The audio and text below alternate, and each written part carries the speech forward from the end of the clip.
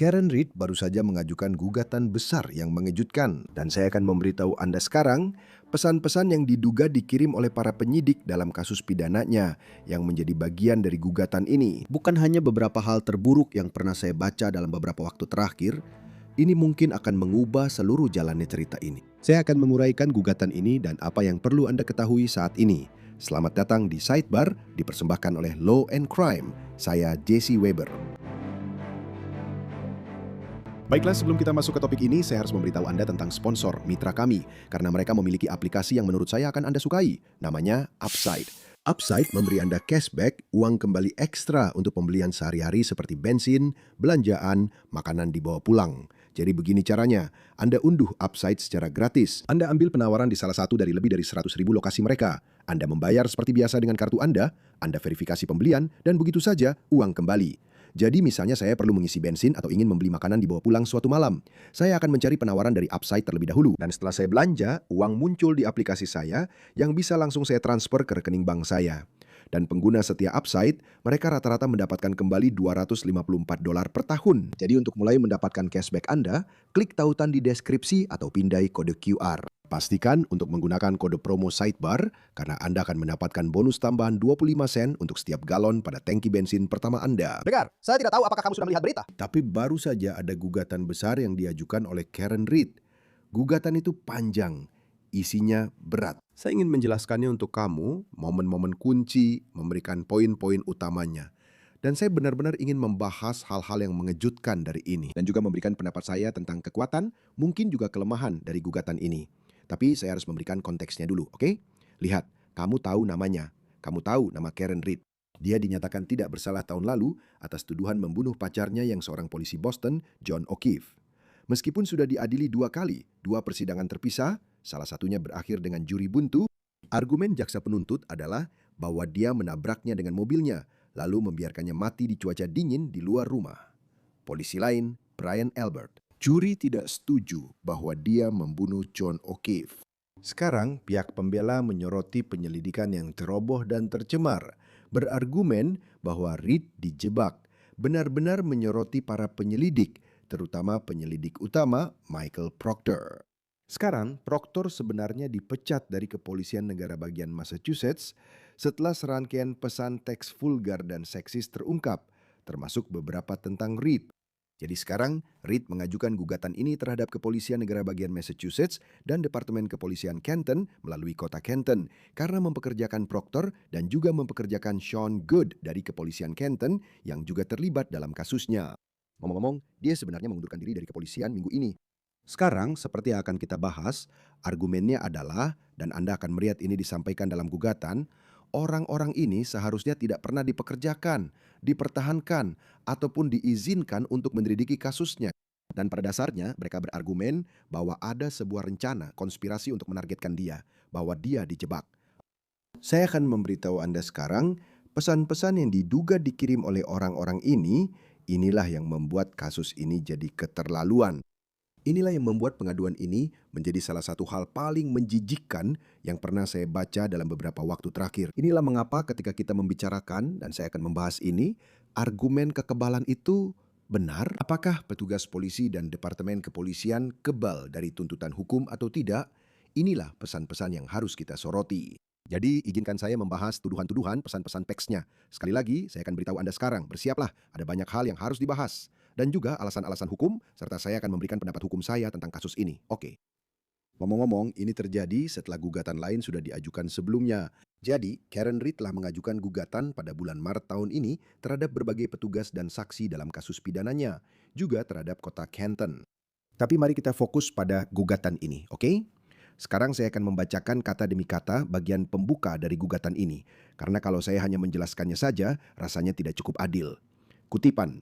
Putusan tidak bersalah dalam Commonwealth versus Karen Reed pada 18 Juni 2025 tidak hanya mengakhiri penuntutan yang salah, itu menyoroti tanpa ragu sesuatu yang telah berusaha disembunyikan selama bertahun-tahun oleh Kepolisian Negara Bagian Massachusetts (MSP) dan Departemen Kepolisian Kota Kenton (CPD).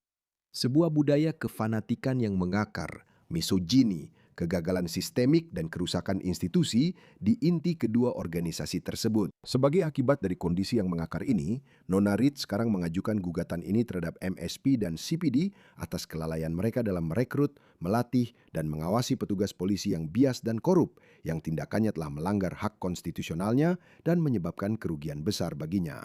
Inti tuntutan Nona Reid terdapat sebuah narasi yang mengkhawatirkan, bukan hanya tentang hak individu, tetapi juga tentang prinsip-prinsip fundamental yang menjadi dasar masyarakat kita.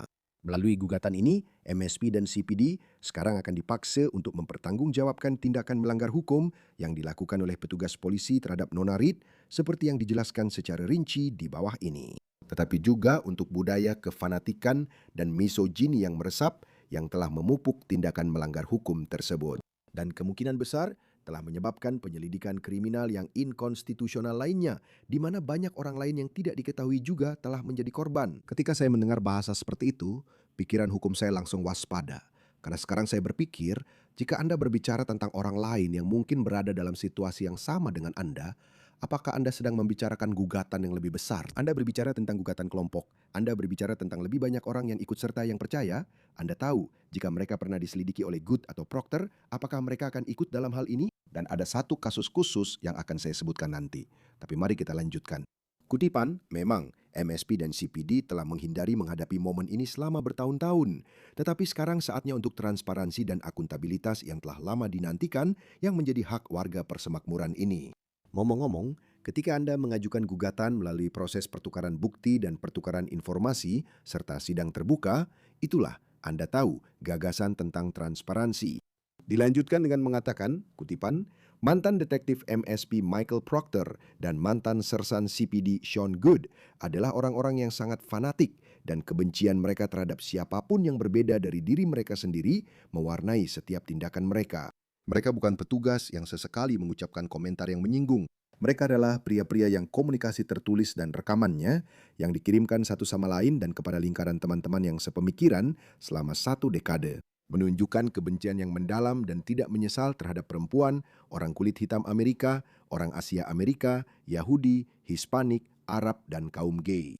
Ketidaklayakan mereka untuk menduduki jabatan yang menuntut kepercayaan publik sama sekali tidak tersamar. Hal itu telah didokumentasikan secara luas, dan seperti yang dijelaskan di bawah ini, dapat diketahui oleh MSP dan CPD jauh sebelum kedua lembaga tersebut menugaskan mereka untuk menyelidiki dan menuntut Nona Reid. Keterlibatan Proctor dan Good sejak awal penyelidikan atas kematian John O'Keefe secara tak terelakkan dan tidak dapat diperbaiki telah mencemari penyelidikan tersebut dalam segala hal. Jadi dengan kata lain, bukan hanya karena mereka membuat komentar yang mengerikan. Ini menunjukkan bahwa mereka tidak layak menjadi bagian dari ini, bahwa mereka seharusnya tidak dipekerjakan, mereka seharusnya tidak dipertahankan, dan mereka menunjukkan keberpihakan yang kemudian mencemari penyelidikan. Ada benang merah di sana yang harus dieksplorasi dan dibuktikan, tapi saya akan membahas ini sekarang, oke?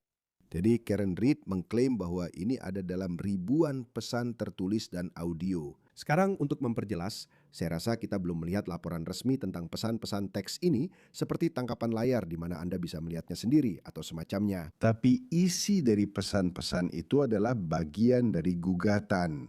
Dan gugatan itu memang mencantumkan beberapa kutipan atau kutipan yang diduga. Ngomong-ngomong, ada catatan kaki bahwa rekaman audio ada di flash disk yang dilampirkan sebagai bukti pada gugatan ini. Tapi sekali lagi, kita tidak punya itu. Gugatan itu lanjut mengatakan, kutip, untuk MSP dan CPD, inilah cara mereka berupaya meminta pertanggungjawaban mereka yang mempekerjakan, melatih, mengawasi, dan mengamati kedua orang ini selama bertahun-tahun. Artinya, kalian seharusnya tahu atau sudah tahu tentang ini. Pandangan penuh kebencian dan menjijikkan milik Proctor dan Good bukan hanya bagian dari bahasa sehari-hari mereka sendiri, tapi juga tertanam dalam budaya organisasi mereka dan percakapan sehari-hari. Saya akan membacakan beberapa percakapan yang diduga ini sebaik mungkin. Oke, kita ada di YouTube, harus hati-hati. Tapi saya akan bilang ini saja, saya minta maaf. Saya minta maaf atas betapa buruknya ini, oke?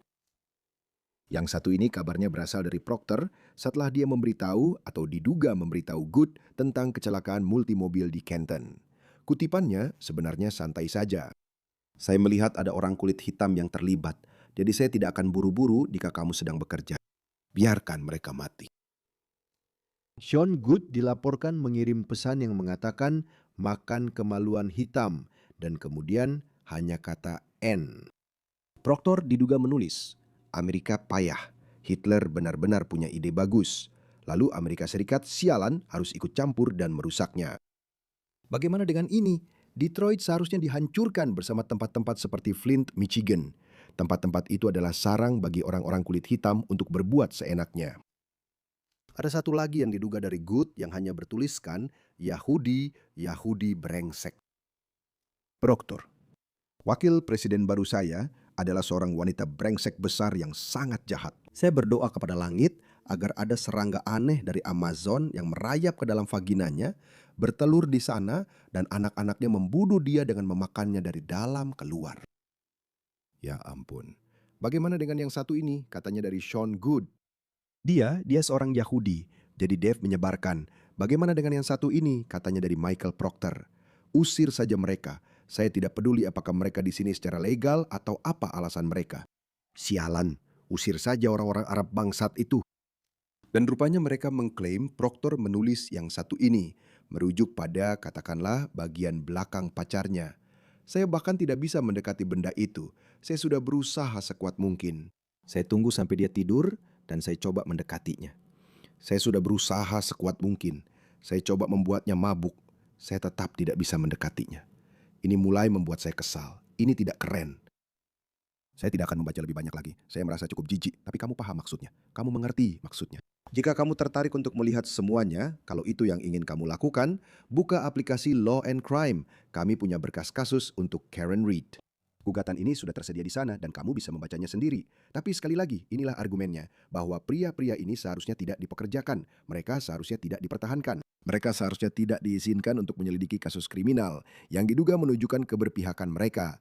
Terutama ketika orang yang menjadi subjek dalam kasus Karen Reed adalah seorang perempuan. Dia adalah tersangka perempuan. Disebutkan, kutip, Proctor dan Good percaya bahwa orang-orang ini mencemari lingkungan tempat mereka tinggal dan bekerja. Tempat mereka bekerja dan akhirnya mengabdi. Mereka tidak hanya sekadar mengikuti dan bertindak sesuai dengan intoleransi mereka. Mereka bahkan mengabadikannya dalam tulisan dan pesan suara kepada teman-teman yang sepemikiran. Bukan hanya beberapa komunikasi, tapi ribuan. Mereka membahas tentang berbagi foto telanjang pribadi perempuan dan dengan sengaja, mari kita katakan, mencapai klimaks dengan perempuan saat mereka tidur. Hanya sedikit kelompok yang dilindungi, anggota komunitas, atau figur publik yang luput. Dan inilah latar belakangnya. Inilah alasan mengapa mereka seharusnya tidak menyelidiki Reed, bahwa mereka memiliki bias terhadapnya. Dan ini menunjukkan, dan yang mereka coba katakan adalah mereka seharusnya tidak pernah menjadi penyelidik. Kutipan, selain pernyataan-pernyataan mengerikan ini yang menunjukkan sejauh mana dia mempercayainya, mereka yang memiliki latar belakang dan karakteristik yang mirip dengannya, pria kulit putih, dianggap lebih unggul daripada yang lain, wanita non-kulit putih.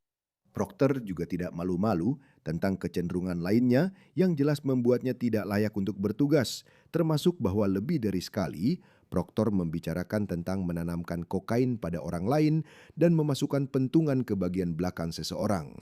Sangat penting, karena kamu dan aku sama-sama tahu ada tuduhan bahwa barang bukti ditanamkan dalam kasus Karen Reed. Saya akan membicarakan itu sebentar lagi. Kutipan, singkatnya, mereka dulu dan sekarang benar-benar dan tanpa keraguan tidak layak memegang posisi otoritas di MSP dan CPD, apalagi memainkan peran penting atau dalam kasus Nona Reed, peran utama dalam penyelidikan pembunuhan.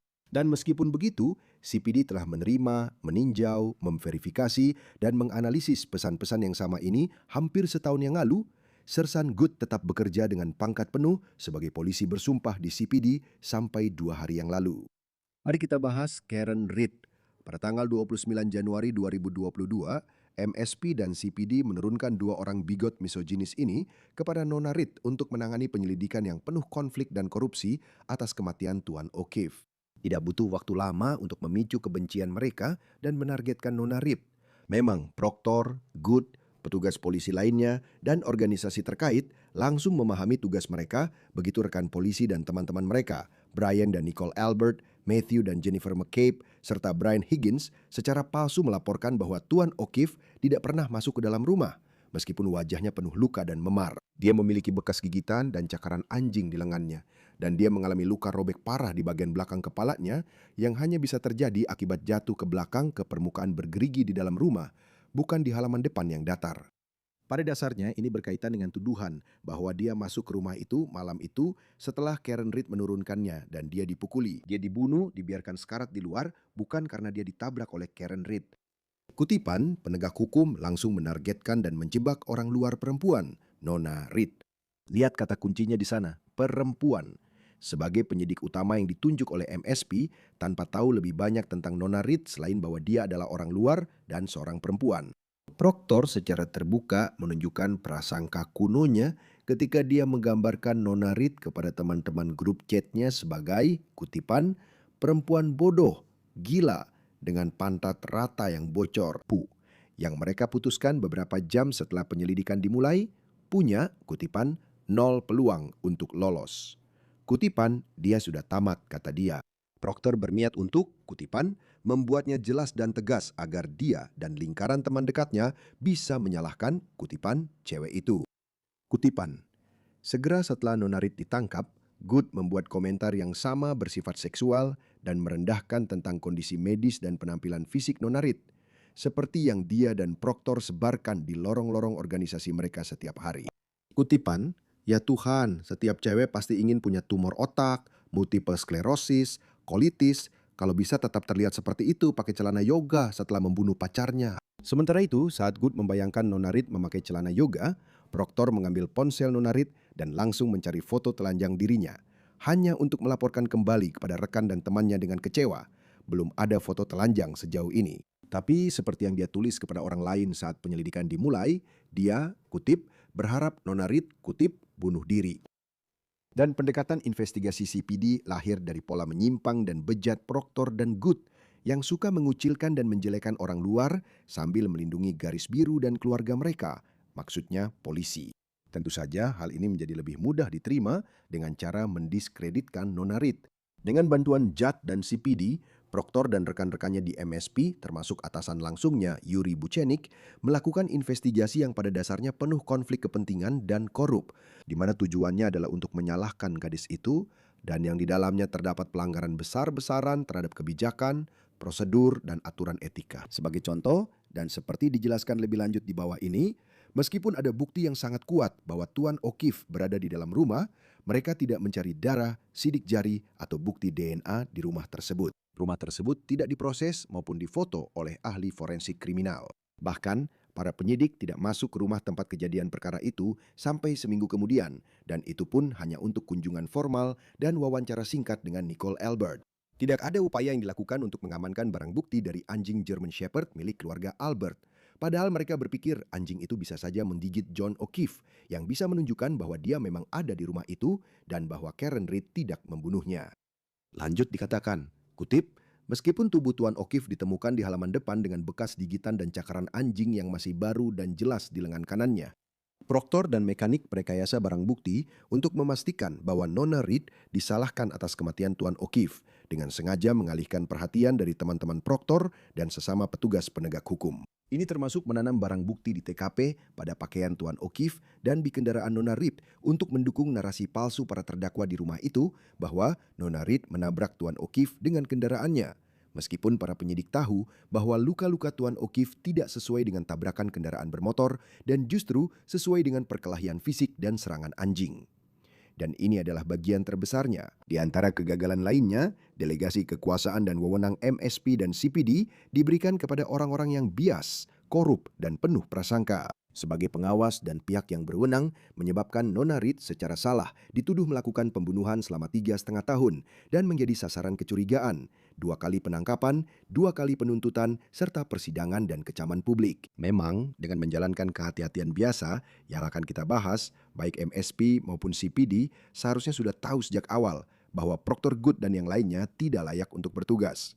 Dan untuk mencoba membuktikan bahwa Proctor sendiri tahu bahwa dia tidak memenuhi syarat, mereka mengatakan, kutip, Proctor sendiri mengakui fakta ini pada tahun 2017 setelah 4 tahun bekerja, mengatakan kepada teman-temannya, kutip, tidak tahu bagaimana saya bisa lolos pemeriksaan latar belakang. Ingat ketika saya menyebutkan kasus-kasus lain, bagi kalian yang tahu kasus Sandra Birchmore, kasus ini muncul di sini.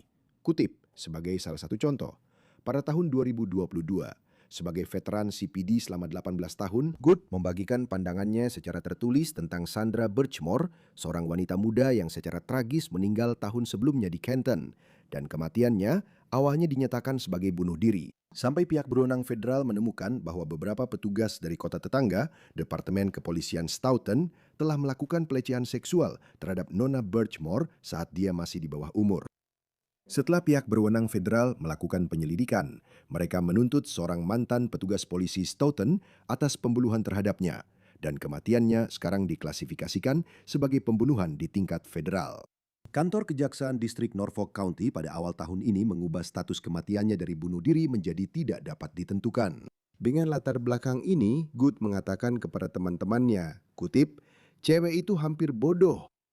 Sekarang, bagaimana hal itu bisa berpengaruh pada penuntutan pidana dalam kasus tersebut, kita akan tunggu dan lihat. Tapi sekali lagi, Anda bisa kembali ke argumen sebelumnya, di mana Reed tampaknya menyarankan Anda menganggap tuduhannya benar, dia mungkin bukan satu-satunya yang terdampak.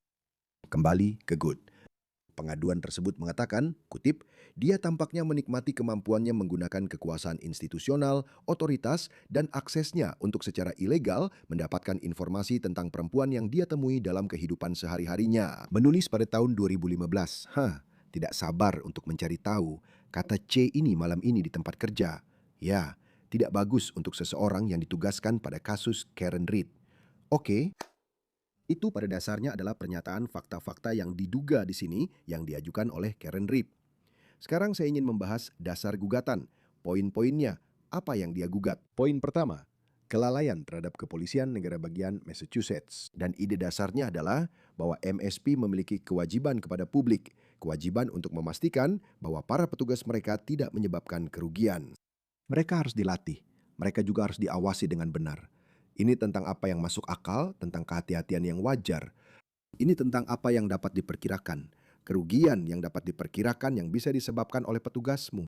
Dan di sini argumennya adalah bahwa MSP melanggar kewajibannya kepada Karen Reed dengan antara lain diduga dengan mempekerjakan dan mempertahankan proktor di kepolisian ketika mereka tahu atau seharusnya tahu bahwa dia tidak layak untuk pekerjaan itu, bahwa mereka gagal melatih dia dan yang lainnya dengan benar, membiarkan dia menyelidiki kasus Karen Reed meskipun mereka mengklaim dia memiliki hubungan pribadi dengan para saksi dan calon tersangka. Dan mereka juga membuat tuduhan bahwa MSP membiarkan dia diduga merekayasa dan menanam barang bukti. Dan kerugian bagi Reed menurut mereka, dia diselidiki dan dituntut secara tidak semestinya. Mereka mengklaim dia kehilangan karirnya, rumahnya, mobilnya, reputasinya, kehilangan kebebasannya selama bertahun-tahun harus menjalani 2 persidangan terbuka. Saya ingin menyoroti sesuatu yang ada di dalam gugatan tentang hal itu. Di situ tertulis, kutipan, untuk MSP, baik sebelum maupun selama penyelidikan yang dipimpin oleh proktor, atasan langsungnya, yang sudah kami sebutkan sebelumnya, Bekenik, memberikan penilaian kinerja tahunannya, seperti biasanya. Meskipun mengetahui secara langsung sejauh mana perilaku melanggar hukum, bias, dan kebencian proktor, Bekenik berulang kali dan secara tidak benar menulis bahwa, kutipan, proktor telah bersikap dengan profesionalisme tertinggi dan integritas yang ketat. Dan menegaskan bahwa mereka telah berhasil mendiskusikan kebijakan MSP terkait anti-pelecehan, pelecehan seksual, serta diskriminasi dan keberagaman di antara hal-hal lainnya. Kutipan, di lain waktu MSP hanya pura-pura tidak melihat. Sebagai contoh, pada Februari 2024, 4 bulan sebelum sidang pertama Nona Reed, MSP sudah mengetahui bahwa mereka memiliki masalah yang secara khusus terkait dengan kasus Nona Reed. Departemen Kehakiman telah mulai menyelidiki para penyidik dan pada tanggal 1 Februari memeriksa proktor dalam proses grand jury tentang pesan teks yang ia tulis di mana ia menyebut Nona Reed dengan kata-kata kasar di samping komentar-komentar penuh kebencian lain yang ditemukan oleh Departemen Kehakiman. Proktor juga diinterogasi tentang pesan-pesannya pada pukul 11 malam. Pada 29 Januari 2022, bahwa terdakwa House Brian Albert akan lolos dari pengawasan dalam penyelidikan karena, kutip, dia juga seorang polisi Boston. Selain itu, Proctor juga dihadapkan di hadapan Dewan Juri Agung ini tentang pesan dari Julie Albert kepada saudara perempuannya Courtney Proctor yang meminta untuk memberikan hadiah kepada Proctor atas bantuan yang diduga telah ia berikan kepada keluarga Albert selama wawancara mereka untuk kasus ini. Pada 4 Februari 2024, Procter mengadakan pertemuan dan memberitahu pimpinan tertinggi di MSP, Kolonel John E. Mon baru saja pensiun, Letnan Brian Connors baru saja pensiun, dan Mayor Leonard Kopinrak masih aktif, tentang kesaksiannya kepada Departemen Kehakiman, termasuk pesan-pesan teksnya. Mereka tidak memecatnya, tidak langsung meminta ponselnya, dan tidak segera menyelidiki sikap fanatiknya. Mereka tahu itu ada dan tahu di mana menemukannya, tapi mereka tidak mau melakukannya, setidaknya sampai persidangan Nona Reed selesai. Bahkan, mereka mencoba menyembunyikannya dari Nona Reed dan publik meskipun telah memulai penyelidikan internal pada awal Maret 2024 sebelum juri dalam persidangan pidana pertama Nona Reed pun dibentuk. Baru setelah penasihat hukum Nona Reed mengetahui pesan-pesan ini dan kemudian menggunakannya selama persidangan terbuka, MSP menyimpulkan bahwa mereka tidak bisa lagi mengabaikannya. Hitungan kedua, kelalaian, tapi kali ini ditujukan kepada kota Kenton melalui Departemen Kepolisian Kenton. Jenis kasus yang sama, CPD diduga memiliki kewajiban kepada publik untuk memastikan bahwa para petugasnya, para pegawainya, tidak membahayakan siapapun. Ini sangat berkaitan dengan tuduhan mengenai barang-barang, jadi mirip dengan kasus Procter. Tapi ada juga hal ini, kutip, gagal mengawasi dan melatih Sersan Michael Lang dengan benar dalam kegagalannya untuk memeriksa atau mengamankan lokasi di mana tubuh Tuan O'Keefe ditemukan, memeriksa tubuh para terdakwa rumah untuk mencari bukti perkelahian, atau meminta untuk memeriksa ponsel para terdakwa rumah, semuanya pada pagi hari tanggal 29 Januari 2022. Gagal menjaga, melindungi, dan mengamankan berbagai rekaman video pengawasan di dalam dan di luar pelabuhan Seli, termasuk namun tidak terbatas pada mengatur fungsi hapus otomatis pada video-video tersebut selama 30 hari dan tidak menyimpan video-video tertentu ini untuk jangka waktu yang lebih lama. Mencoba mengaburkan dan menyembunyikan dari tim pembela pidana Nona Reed rekaman video pengawasan dari dalam kantor polisi dan di luar di area parkir pada hari-hari yang relevan. Gagal mengawasi hubungan antara Procter dan Kevin Albert. Memberikan Brian Higgins akses ke kantor CPD tanpa pengawasan. Dan setelah CPD mengetahui bahwa Higgins menggunakan kantor CPD di tengah malam segera setelah pesta di rumah pada malam kematian Tuan O'Keefe, gagal untuk menyelidiki dan melaporkan fakta tersebut kepada MSP. Itulah tuduhannya. Apakah dia melakukan sesuatu atau memiliki akses ke barang bukti dengan cara apapun? Tuduhan ketiga, persekongkolan perdata terhadap MSP dan kota Kanton. Nah, ini menarik. Saya penasaran, apakah ini akan menjadi rumit? Pada dasarnya, tuduhannya adalah bahwa MSP dan CPD memiliki rencana atau desain bersama untuk sepenuhnya memfokuskan penyelidikan kematian O'Keefe secara tidak semestinya terhadap Reed. Sekarang ini pendapat saya tentang gugatan ini. Pertama-tama, pesan-pesan yang diduga itu, jika benar-benar muncul, sangat buruk. Sangat buruk jika itu benar.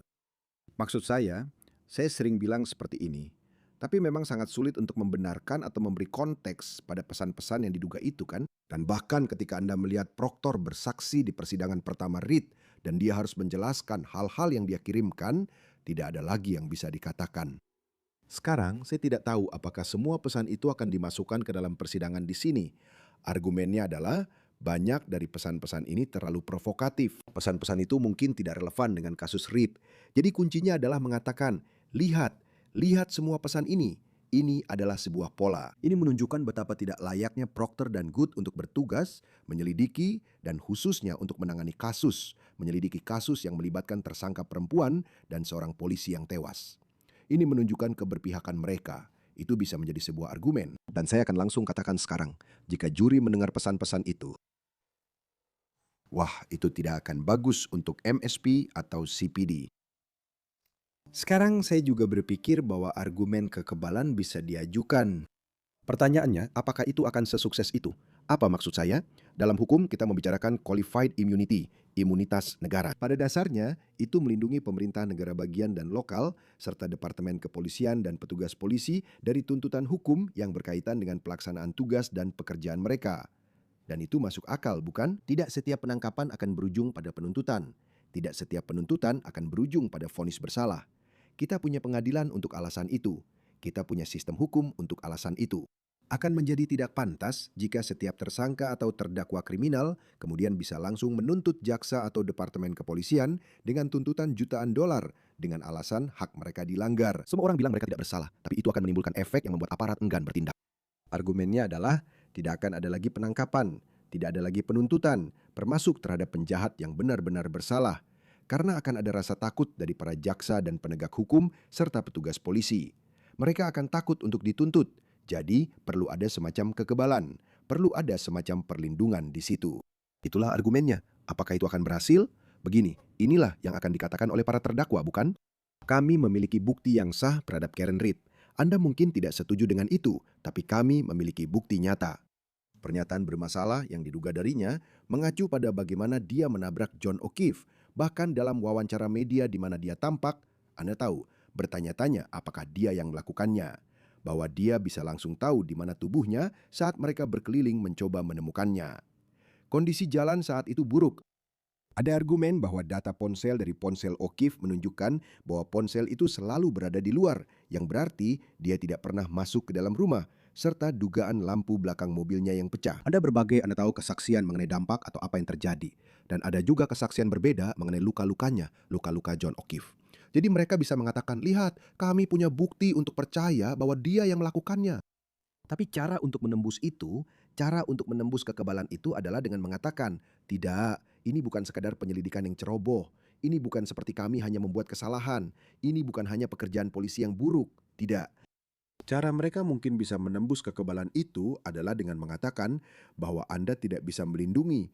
Anda tidak bisa melindungi petugas polisi atau departemen kepolisian jika mereka dengan sengaja secara sembrono melakukan pelanggaran. Jika penargetan mereka terhadap Reed tidak pantas dan dilakukan dengan niat jahat. Disitulah masalah konspirasi ini muncul, bukan? Ada konspirasi untuk menjebak dia atau membuat dia terlibat atau tidak menyelidiki dengan benar. Sekali lagi, itu harus lebih dari sekadar penyelidikan yang ceroboh. Itu harus benar-benar perilaku yang sangat buruk, disengaja, sembrono, dan salah. Apakah itu ada? Bisakah Anda menunjukkan adanya konspirasi dan kesepakatan antara MSP dan CPD untuk mencelakai Reed? Intinya, itulah argumennya. Dan lihat, Anda juga pasti bertanya-tanya, apalagi yang akan terungkap melalui proses pengungkapan bukti dan persidangan.